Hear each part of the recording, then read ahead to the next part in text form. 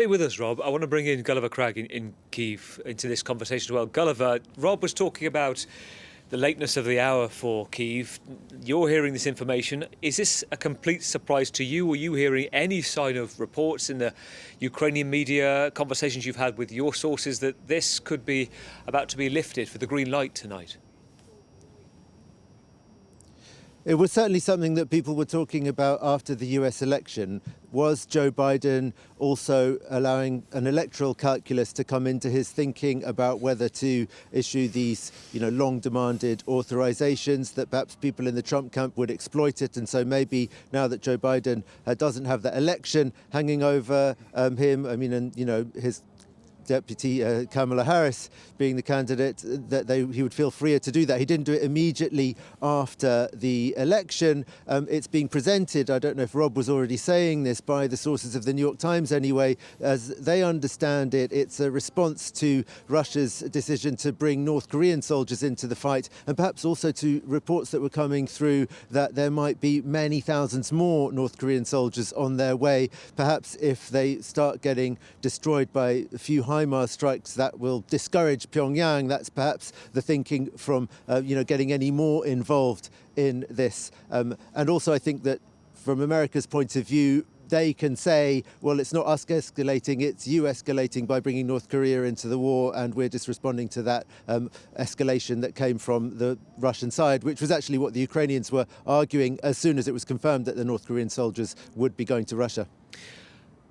I asked Rob this question earlier. It's very hard to calculate this end. Is the Ukrainian government, the military, putting any calculus on how much of a game changer this could be?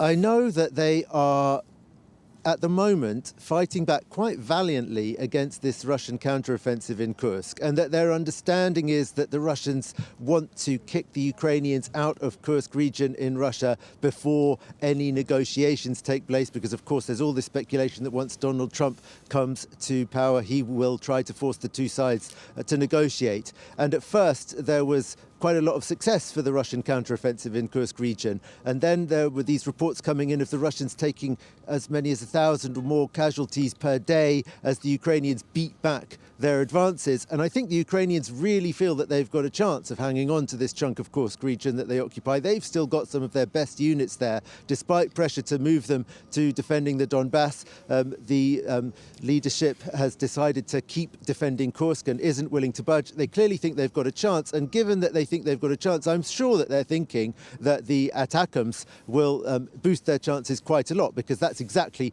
where they want to be using them to strike these Russian forces which have amassed in huge quantities.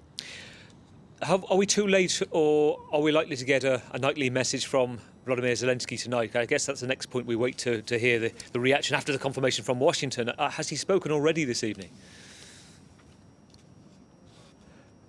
I haven't seen it, but I might have been in the car on my way to the station when it came out. I can't be completely sure that he hasn't spoken yet, Gavin, but I haven't seen it. We're all caught on the back, but no, it's a rare miss. It's not even a miss, Gulliver. You're always across things. Rob is still with us, and Rob would tell me if there's anything different. Now, we haven't heard officially from Zelensky. Gulliver, we're going to let you go because you have our colleagues to talk to at France 24 French section. I've got a train to catch. I'm going to the Donbass, so maybe I'll speak to you from there tomorrow. Stay safe. Godspeed. Speak to you very soon, Gulliver.